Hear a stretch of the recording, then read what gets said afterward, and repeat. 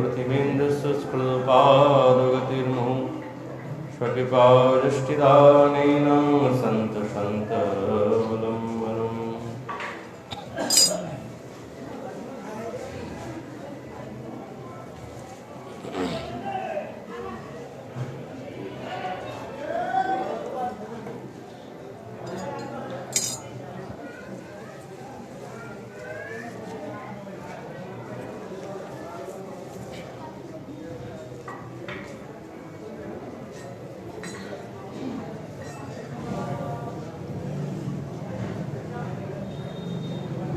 श्री नित्यानंद महिमामृतम् नामे नित्यानंद तुम्ही रूपे नित्यानंद এই তুমি নিত্যানন্দ রাম মূর্তিমন্ত নিত্যানন্দ পর্যটন ভোজন ব্যবহার নিত্যানন্দ বিনা কিছু নাই কো তোমার তোমারই বুঝিতে শক্তি মনুষ্যের কথা পরম সুসত্য তুমি যথা তথা কৃষ্ণ তথা कलियुग पावन अवतार नदिया बिहारी लाल श्री कृष्ण चैतन्य महाप्रभु तारा अभिन्न कलियुग प्रेम पुरुषोत्तम निताई सार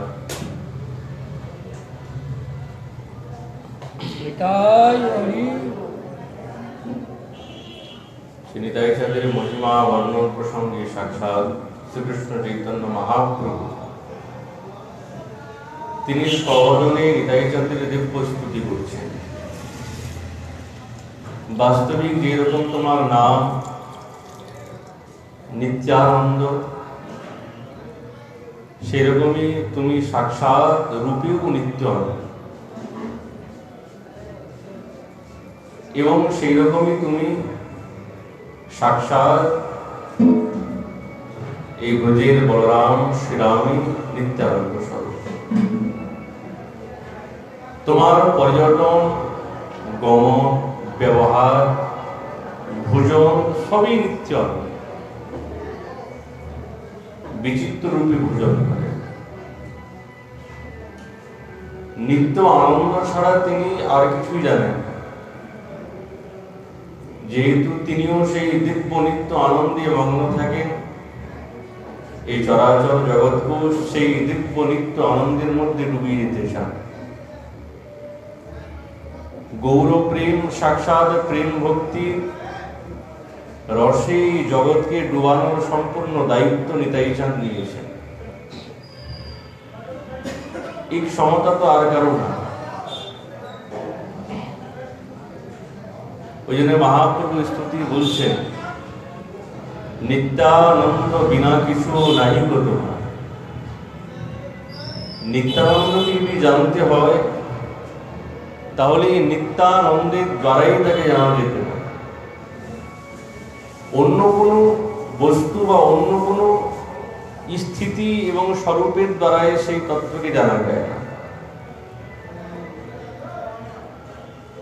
আমাদের আচার্যগণ বলছেন, সাক্ষাৎ মাতা শশী মাতা তিনি নিত্যানন্দকে নিজের পুত্ররূপে অভিমান করতেন, বড় পুত্র রূপেই অভিমান করতেন, খুবই ভালোবাসতেন। যেরকম তার জ্যেষ্ঠ পুত্র বিশ্বরূপ ছিলেন, সেই স্থানে নিতাই চাঁদের স্থান দিয়েছেন। সেই রকমই তাকে ভালোবাসতেন, সেই রকম তার সঙ্গে ব্যবহার করতেন। এই ব্যবহারের মধ্যে কোনো ত্রুটি ছিল না।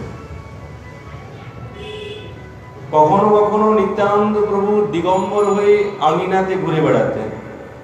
তিনি তো অবধূত, তার দেহের প্রতি কোনো ভ্রুক্ষেপ নেই। কখন যে তিনি দিগম্বর হয়ে যান, ভাব প্রত্যহ পরিবর্তন হতে থাকে। এটি হচ্ছে অবধূতির লক্ষণ, কারো পরাপেক্ষা না। শ্রেষ্ঠ রূপে সবকিছুকে ত্যাগ করে দিয়েছেন, আবার কখনো তিনি সবকিছুকে গ্রহণ করেন। এটি হচ্ছে অবধূতির লক্ষণ। দিগম্বর হয়ে ঘুরে বেড়াচ্ছে। মহাপ্রভু নিজে তাকে বসন করিয়ে দিতেন। সচিমাতা কোনো এক সময় নিতাই চাঁদের দিগম্বর হয়ে ঘুরছেন, মহাপ্রভু তাকে বসনটা পরিয়ে দিলেন। সচিমাতা দৌড়ে এসে 5টি সন্দেশ নিয়ে আসছে, ক্ষীর সন্দেশ, আর নিতাই চাঁদের হাতে দিলেন, নেই নাও। একটা সন্দেশ তো খেয়েছেন, বাকি 4টাকে মহারাজ ছড়িয়ে দিলেন চাকরি। সচিমাতা এই ঘটনাটা দেখলেন। কি করলে তুমি? তোমাকে খাওয়ার জন্য দিলাম এই সন্দেশগুলি, তুমি একটা খেলে আর বাকিগুলিকে ছড়িয়ে দিলে চারদিকে। আমি এবার কোথায় পাবো? তুমি তো আমাকে আবার মাগবে, আমার কাছে তো আর নাই। আমি কোথা থেকে তোমাকে দেবো তুমি যখন মাগবে আমাকে? তখন নিতাই চাঁদ বললেন, মাগো, যাও ঘরে গিয়ে দেখো। কিছুক্ষণ পর আবারও লেগেছে, সন্দেশ তো আর নাই। কিন্তু কি আশ্চর্যের বিভূতি! আর নিতাই চাঁদ নিজের দিব্য ঐশ্বর্য প্রকাশ করে, যেহেতু ঐশ্বর্যের কোনো গন্ধ নাই, কিন্তু আজ তিনি নিজের ঐশ্বর্য প্রকাশ করে যেন মাতা শচী দেবীকে তিনি জানাতে চান যে আমি সেই সাক্ষাৎ ঈশ্বর।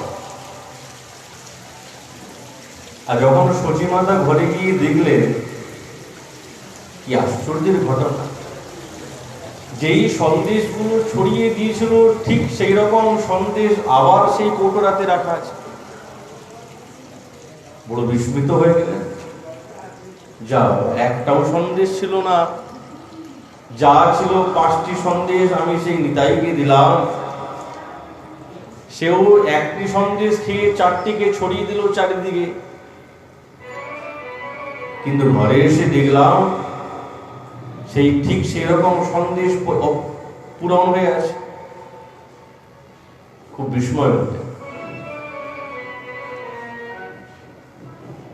আবার সেই সন্দেশগুলিকে নিয়ে উপস্থিত দেবার জন্য পুত্র ভাব করেন। তো যখন নিতাই চাঁদকে দিতে উপস্থিত হয়েছেন, দেখছেন সেই সন্দেশগুলো আবার তিনি খাচ্ছেন, যেগুলো ফেলে দিয়েছিলেন। আর এত জোরে ছিটিয়েছেন, ওটাকে খুঁজেও পাওয়া যাবে না। তিনি তো অবধূত, তখন বালক, যেরকম ছোট শিশু। আপনি যা দিবেন, খুব খিদে পেয়েছে মা, আর থাকতে পারবো না। আর যখন ভোজনের জন্য মা দেয় না, একটা কি অল্প কিছু নিল, আর বাকিগুলো চারদিকে ছড়িয়েছে। ঠিক আজ নিত্যানন্দ প্রভু তার বাৎসল্য ভাবে সেই রকম আচরণ। একটা খেয়েছে, আর বাকি 4টাকে যে এত দূরে ছিটিয়েছে খুঁজেও পাওয়া যাবে না। কিন্তু আশ্চর্যের ব্যাপার, এই মুহূর্তের মধ্যেই সেই সন্দেশগুলো আবার হাতে নিয়ে খেতে আরম্ভ করলেন। সচিমাতা বলছেন, কি ব্যাপার? আমি দেখলাম আমার চোখের সামনে ঘটনা, তুমি সন্দেশগুলি চারিদিকে ছিটিয়ে দিলে, আবার এই সন্দেশগুলো আসলো কোথা থেকে? কে দিল তোমাকে? বলছে, বাবু, তুমি তো আমাকে সন্দেশ দিয়েছিলে, আমি তো ছিটিয়ে দিলাম, ফেলে দিলাম, তোমার মনে খুব কষ্ট হলো। তোমার কষ্ট এবং দুঃখ দেখে তুমি খুব প্রেমের সঙ্গে তৈরি করলে, ওই জন্য আমি সেই সন্দেশগুলো আবার খুঁজে আবার খেতে আরম্ভ করেছি। আচ্ছা বলুন তো, শচী মাতার কি আর বুঝতে বেশি সময় লাগে যে কি ঘটনাগুলো ঘটলো? এ তো কোনো সাধারণ বা প্রাকৃত শিশুর কোনো এইরকম আচরণ ঘটনা না, এ তো অপ্রাকৃত। আর যেন নিতাই চাঁদ তিনি সাক্ষাৎ নিজের ঈশ্বরত্বের বৈভব প্রকাশ করে মা সচী দেবীকে জানাচ্ছেন। যেরকম মায়া জগনিকা ছন্না মজ্ঞাধোক্ষজমব্যয়ম,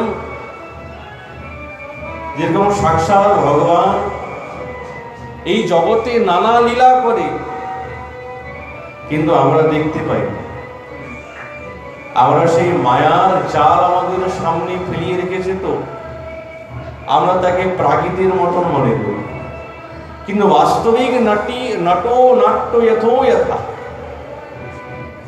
যেরকম কাঠের পুতুলিকা নাচায় আর পর্দার পিছনে নট থাকে, যেরকম নাচাচ্ছে ঠিক সেই রকম নাচছে, কিন্তু বাস্তবিক কর্তা সাক্ষাৎ ঈশ্বর ভগবান। আর যে তিনি সাক্ষাৎ এই দিব্য ঐশ্বর্যের প্রকাশ করে সচিমাতাকে দেখাচ্ছেন, জানাতে চান যে আমি হচ্ছেন সাক্ষাৎ সেই ঈশ্বর। তাহলে এই বিভূতি কি করে দেখাতে পারে? আই বলে নিত্যানন্দ কেনে মোরে ভাড়ো, জানিল ঈশ্বর তুমি মোরে মায়া ছাড়। তোমার এই বৈভবের দ্বারা আমি বুঝতে পেরেছি সাক্ষাৎ ঈশ্বর তুমি।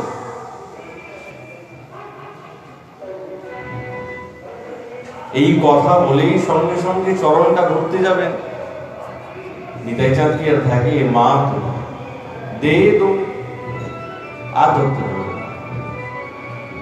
নিজের বিভূতি জানিয়েছেন, কিন্তু তৎক্ষণাৎ নিজের এই বৈভবটাকে আবরণ করে আবার যেন মনে হচ্ছে না প্রাকৃত শিশুর মতো,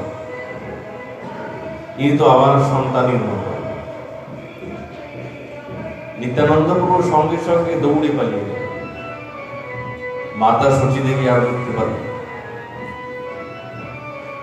ওই জন্য নিত্যানন্দের মহিমা বড় অগাধ, বড় অপূরণ। এই মতো নিত্যানন্দ চরিত্র অগাধ সাগরের, সুকৃতির ভালো দুষ্কৃতির কার্য ভালো, সকলে জানতে পারে।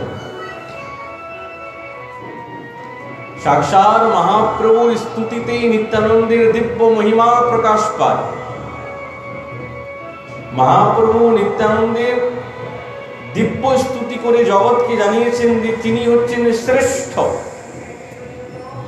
তার মতন শ্রেষ্ঠ কেউ না।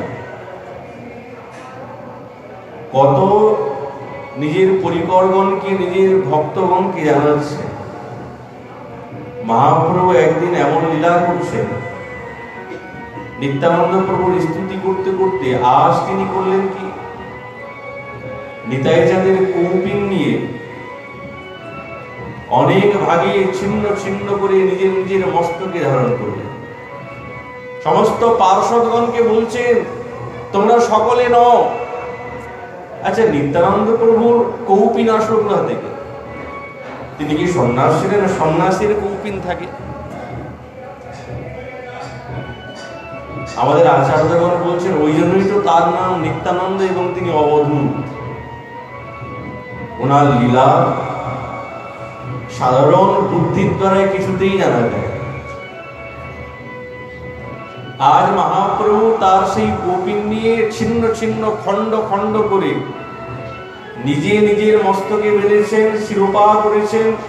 সমস্ত পারিষদগণ ভক্তগণ সেই দিব্য অপ্রাকৃত কৌপিনের খণ্ড নিয়ে নিজের মস্তকে ধারণ করলেন। কি আশ্চর্যের ব্যাপার! কৌপিনকে এতবার খণ্ড করা হচ্ছে, কিন্তু কৌপিনের খণ্ডের কোনো শেষ নাই। আরে যিনি অনন্ত, যার গুণ রূপ লীলা অনন্ত, তার সবকিছুই অনন্ত।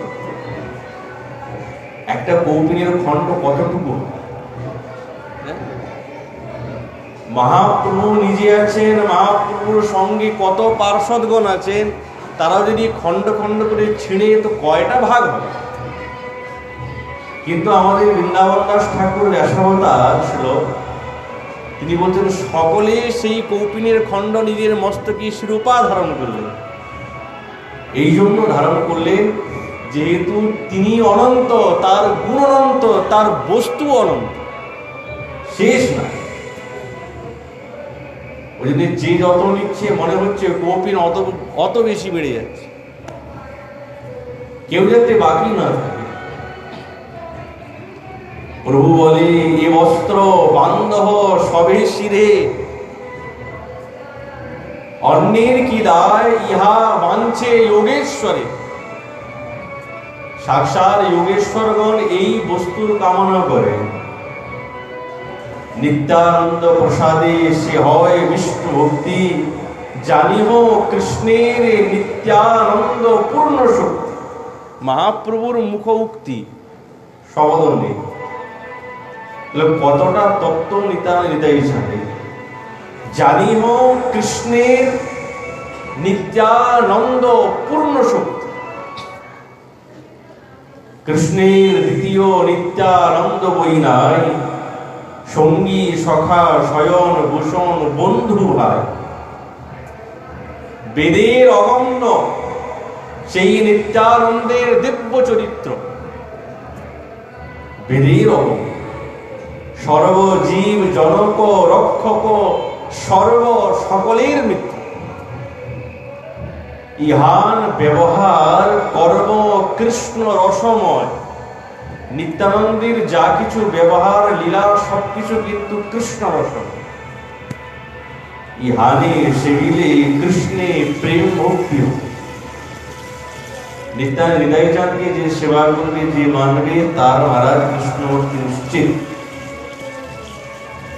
ভক্তি করি ইহান কৌপিন বান্ধব শিরে, মহাযজ্ঞে ইহা পূজা কর গিয়া রূপে। মহাপ্রভু বলছেন, আর মহাপ্রভুর আদেশ পেয়ে ভক্তবৃন্দ শিরোধারে সঙ্গে সঙ্গে, যেরকম মহারাজ আদেশ করেছেন এখনই পালন করতে হবে। কেননা আজ এই কৌপিনের খণ্ডটি নিত্যানন্দের অঙ্গে স্পর্শ হওয়া মাত্রই সঙ্গে সঙ্গে অপরাজিত হয়ে গেছে। প্রেমানন্দ ঘন বিগ্রহ সাক্ষাৎ নিত্যানন্দ তত্ত্ব স্বরূপ স্পর্শ মাত্রে মহারাজ সঙ্গে সঙ্গে সেইটাও অপ্রাকৃত হয়ে গেছে। নিত্যানন্দের প্রসাদে কৃপাতে কৃষ্ণ ভক্তি অবশ্যই লাভ হয়। নিত্যানন্দকে যদি কেউ প্রসন্ন করতে পেরেছে, সেই প্রসন্নতার কারণে সেই সাক্ষাৎ কৃষ্ণ ভক্তি, এই ব্রজের রসের অনুভব সে করতে পারে। এছাড়া আর কারো পক্ষে সম্ভব, কেউ পারবে না। এই নিত্যানন্দই হচ্ছেন এই জগতের জনক, রক্ষক এবং মিত্র। পূর্বেই আমাদের বলেছেন, তিনি হচ্ছেন সাক্ষাৎ মূল, তিনি সাক্ষাৎ। ওই জন্য তাকে বুঝতে মহাপ্রভু বলছেন, তোমারে বুঝিতে শক্তি মনুষ্যের কা কথা। কোন মানব তোমার এই শক্তিকে জানতে পারবে বা তোমার লীলাকে কি জানতে পারবে? জানা তো যাবে না। কেননা নিত্যানন্দের সম্পূর্ণ হচ্ছেন কৃষ্ণ রসময়। সুতরাং সাধারণ নেত্রের দ্বারা কৃষ্ণ নিত্যানন্দের তত্ত্ব এবং আচরণ কেমন মনে হবে? মনে হয় উদ্দণ্ডের মতন। কি করে? কখনো উলঙ্গ, কখনো দিগম্বর, মনে হবে অনাচারীর মতো, এরকমই মনে হবে সাধারণ চোখের দ্বারা। কিন্তু তাকে দর্শন করতে গেলে বিশেষ প্রেম নেত্র চাই, তবেই তার ব্যবহার, তার আচরণ সবই অপ্রাকৃত। আর উনার এই সেবার দ্বারায় জীবের কৃষ্ণ ভক্তি অবশ্যই হৃদয়ে সঞ্জাত হবে, শুদ্ধ প্রেম ভক্তির সঞ্জাত। ওই জন্য আর সমস্ত কৃষ্ণ ভক্তগণ কৃষ্ণ প্রেম লাভ করার জন্য নিতাই চাঁদের কাছে উপস্থিত হয়েছেন, মহাপ্রভু সকলকে নিয়ে এসে উপস্থিত। ওই জন্য সকলে নিতাই চাঁদের প্রসাদী সেই কৌপিনীর খণ্ডকে নিজের শিরোর মধ্যে ধারণ করলেন, কেউ নিজে নিয়েছেন। কেন? নহি বস্তু শক্তি তদ কর্মম অপেক্ষতে। ওই জন্য কোন ভজনানন্দী মহাত্মা তাদের প্রসাদী বস্তু নিতে হয়, বস্ত্র নিতে হয়, কিন্তু সব প্রসাদী নিয়ে কিন্তু ব্যবহার করা যাবে না। মনে করুন কোন মহাত্মা সাধু ভজনানন্দী তার ব্যবহৃত পাদুকাকে নিয়ে আপনি তো পাদুকা পড়তে পারবেন না, ওটাও তো প্রসাদী। মনে করুন গুরুদেবের পাদুকা নিলাম, গুরুদেবকে দিলাম, পাদুকাটা প্রসাদী করে আমি নিলাম, তার মানে কি আপনি বা আমি সেই গুরুদেবের প্রসাদী পাদুকা তো পায়ে পড়তে পারবো না। ওই জন্য সব প্রসাদী ব্যবহার করা যায় না, কিছু প্রসাদী পূজ্য আর কিছু প্রসাদী ব্যবহার করা যোগ্য। যেরকম মনে করুন গুরুদেবের যারা ভেগধারী, যারা বৈরাগীর বেশ ধারণ করেছেন, তারা তো গুরুদেবের প্রসাদী কৌপিন নিজে কৌপিন করতে পারবে না, ওটা পূজ্য। তার বস্ত্র তিনি পরিধান করতে পারবেন, কিন্তু গুরুজনের প্রসাদী বস্তু পরিধান করার খুব সাবধানে পরিধান করতে হবে। প্রাচীন মহাত্মাগণ বলছেন, যেহেতু তারা মহাত্মা ভজনানন্দিত, তাদের বস্তুগুলো সেই অপ্রাকৃত, গুরুদেবের বস্তু মহারাজ অপ্রাকৃত, সাধারণ না। সেটাকে ব্যবহার করতে গেলে খুব সাবধানে ব্যবহার করতে হয়, যদি পায়ে লেগে যায় তাহলে অপরাধ হয়ে যেতে পারে। গুরুদেবের প্রসাদী বস্ত্র নিলাম, কোন প্রসাদী উত্তরী নিলাম, কিন্তু সাবধান মহারাজ, যদি পায়ে লেগে যায়। গুরুদেবের যে কোনো বস্তু সবই গুরুতুল্য, পায়ে লাগানো যাবে না। ওই জন্য সেটা হচ্ছে পূজ্য। কেননা সেই বস্তুগুলিকে নিলে কোনো ভজনানন্দী মহৎগণের ব্যবহৃত বস্তু যদি কোনো মানব, কোনো জীব, কোনো সাধক যদি ধারণ করে, তার হৃদয়ে তার এই জীবনের কল্যাণকারী, মনের মধ্যে অন্য দুষ্কৃতির ভাবটা নষ্ট হয়ে সুকৃতির ভাব জন্ম নেয়। আর নিত্যানন্দের কৌপিনীর মহিমা এবং তার প্রসাদীর বস্তু সাক্ষাৎ মহাপ্রভু জগৎকে দেখালেন। মহাপ্রভু আরেকটি লীলা আরম্ভ, কি না, নিত্যানন্দের পাদুদক। শোনো, এই নিতাই চাঁদের পাদুদক সকলে পান করো। আচ্ছা, কেবল কি তিনি আদেশ করছেন, নিজেও পান করছেন, নিজে সঙ্গে সঙ্গে দৌড়ে গিয়ে পাত্র লোটা নিয়ে উপস্থিত, নিতাই চাঁদের চরণটা দিয়ে সঙ্গে সঙ্গে ধুইতে আরম্ভ করলেন। নিজে আচরিয়া ধর্ম অপরে শিখায়, মহাপ্রভু নিজে আচরণ করছেন, তবে জগৎকে শিখাচ্ছেন। প্রভু বলে, শুনো সকল ভক্তবৃন্দ, শোনো, নিত্যানন্দ পাদোদক করহ গ্রহণ, সকলে গ্রহণ করো, পান করো। মহাপ্রভু বলছেন, ভাবে করিলে ইহার পাদোদক রস পান, কৃষ্ণে দৃঢ় ভক্তি হয় ইথে নাহি আন। সাক্ষাৎ কৃষ্ণেতে দৃঢ় ভক্তি সঞ্জাত হবে।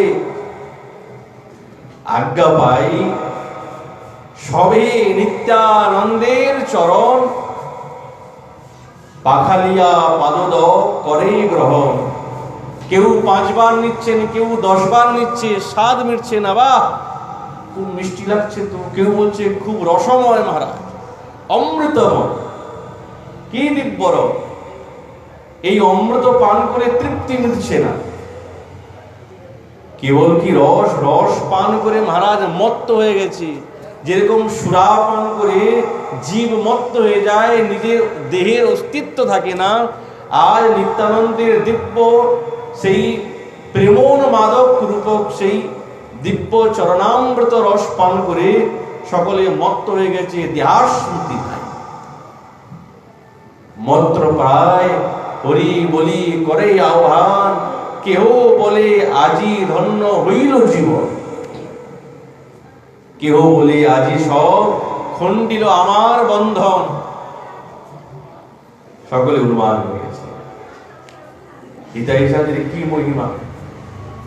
কেহ বলে আজি হইলাম আমি কৃষ্ণদাস, কেহ বলে আজি ধন্য দিবস প্রকাশ, কেহ বলে পারুদক বড় স্বাদু লাগে, তাহলে আরো পান করো।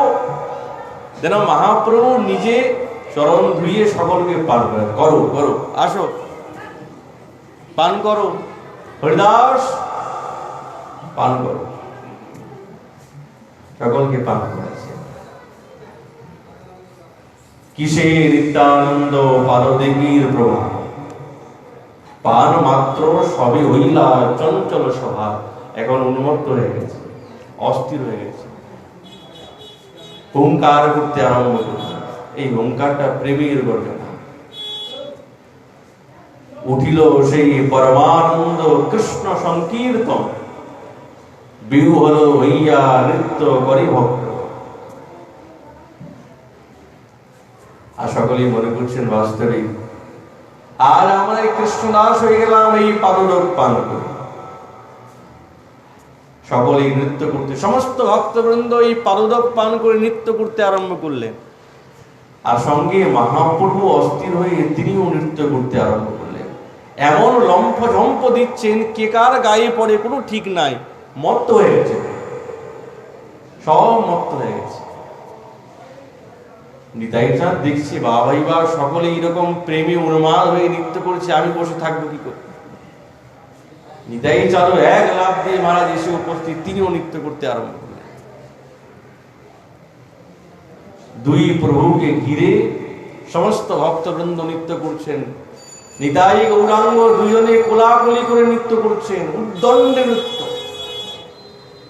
ক্ষণেকে শ্রী গৌরচন্দ্র করিয়া হুঙ্কার, উঠিয়া লাগিল নৃত্য করিতে অপার। নিত্যানন্দ স্বরূপ উঠিলা তৎক্ষণ, নৃত্য করে দুই প্রভু বেড়ি ভক্ত। সকলে নৃত্য করছে। কি দিব্য ভাব! আজ মহাপ্রভু সকলকে বলছে, প্রভু বলে এই নিত্যানন্দ স্বরূপের যে করে ভক্তি শ্রদ্ধা, সে করে আমারে। নিতাই চাঁদকে যে মানে সে আমাকে মানে, যে নিতাই চাঁদকে মানে না সে আমারও মানে। মহাপ্রভু নিতাই চাঁদকে একটি কথা নিবেদন করলেন, বললেন এই জগতের জন্য।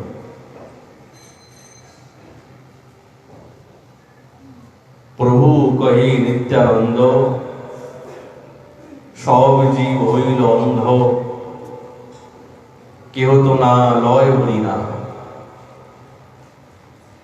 এক নিবেদন তোরে, নয়ানে দেখিব যারে, কৃপা করি লওয়াও তুমি না। যত কৃত পাপী দুরাচার নিন্দুক পাষণ্ড আর, কেহ যেন বঞ্চিত না হয়। এমনও বলিয়া ভয়, সমন বলিয়া ভয়, জীবে যেন নাহি রয়, সুখে যেন হরিনাম লয়। মহাপ্রভু নিতাই চাঁদকে বলছেন, কুমতি তারকির জন, পড়ুয়া অধমগণ, জন্মে জন্মে ভগতি বিমুখ, কিন্তু কৃষ্ণ প্রেম দান করি, বালক পুরুষ নারী যত যে আছে, খণ্ডাইহ সবাকার দুঃখ। হৃদয় চাঁদ এই সংকীর্তন প্রেম রসে, ভাষাইহ গৌড় দেশে, পূর্ণ কর সবাকার আশ। হেন কৃপা অবতারে, উদ্ধার নহিল যারে, কি করিবে বলরাম দাস। মহাপ্রভু নিতাই চাঁদকে এইরকম মুক্তি করলেন। আর নিতাই চাঁদের এইরকম দিব্য তত্ত্ব, বেশি সময় নেওয়া যাবে না। দাঁড়িয়ে এসেছেন এখনই শ্রী নিত্যানন্দ প্রভু প্রেমদাতা শিরোমণি তার আবির্ভাব উৎসবে